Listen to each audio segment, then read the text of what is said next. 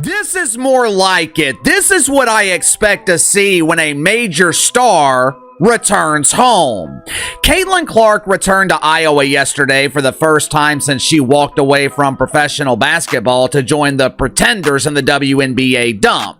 And this is no exaggeration. Angel Reese said fans are tuning in to see her just as much as Caitlin Clark. But her return to LSU told a different story. Only 6,373 people showed up, and more than half the seats were empty. That raised some eyebrows about how much star power she really brings. In contrast, Caitlin Clark's homecoming at Iowa was a whole other level. Tickets were going for $670. Fans were tailgating hours before the game. The place was packed wall to wall, and the energy felt like a championship night. It looked like the entire state of Iowa shut down. The state of Iowa experienced something yesterday that they have never experienced before.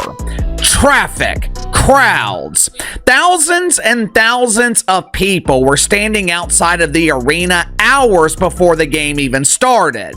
This sharp contrast in crowd size and excitement brings up some big questions, like what really drives fan interest, which players have true market appeal, and where women's basketball is headed as a new wave of talent steps into the spotlight. There were more people standing outside without tickets than people who used their complimentary tickets to see the immaculate return of Angel Reese at LSU on Friday night. This is what the drawing power of a real star looks like. It was meant to be a big homecoming, but the turnout told a different story. Photos show the arena wasn't even half full. That's pretty surprising, especially considering how much she's talked about bringing in crowds. All right, but they're watching because of Me Too. Me Too. They're playing at LSU. There are people right now, her fans, you know what? Her social media fans. Remember how Angel kept saying people were tuning in to watch women's basketball because of her? She really pushed the idea that she was a big reason fans showed up. But now that the focus is just on her, the results speak for themselves, and the numbers aren't backing up the hype. Caitlin Clark, soldier. Go follow. Right here, this was last night's attendance. 6,373 fans showed up to watch Angel Reese. Only 6,373 fans showed up for Angel's big homecoming game, even though the arena holds over 13,000.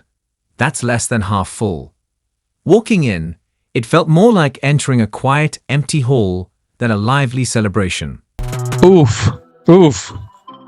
That's not what's up. That is not what's up at all. I don't know. I mean, look, we're going to point this out because Angel decided to come out and she said, I'm going to play the victim. Or, well, the victim, yeah, and the villain.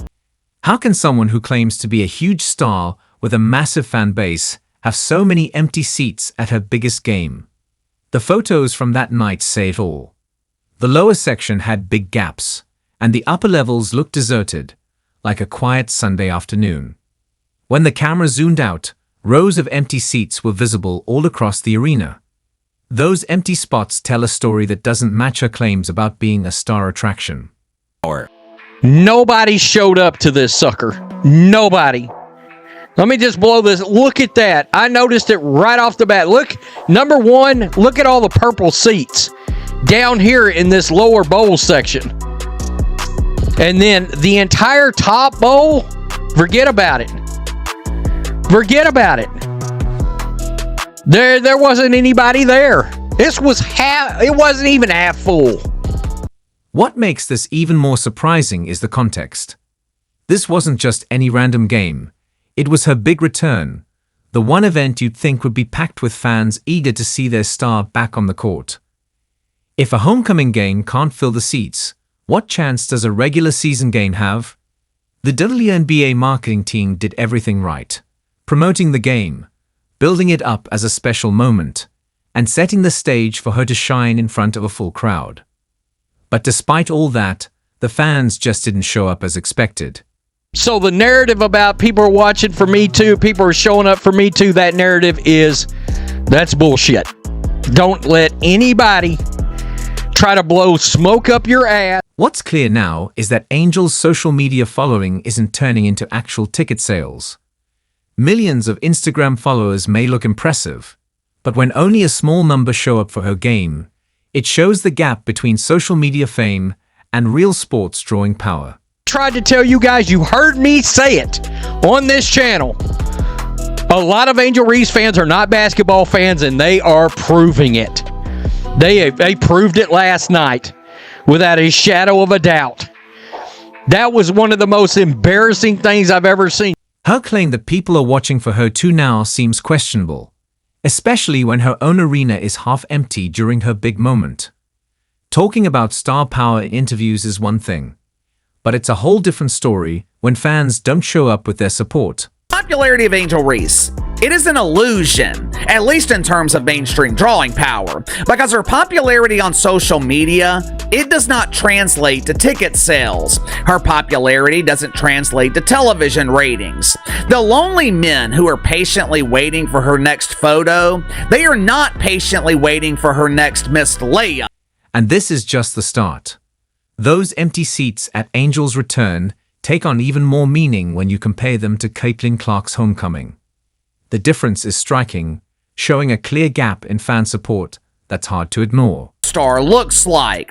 This is the difference I'm always talking about when I explain the difference between a star and a mainstream draw.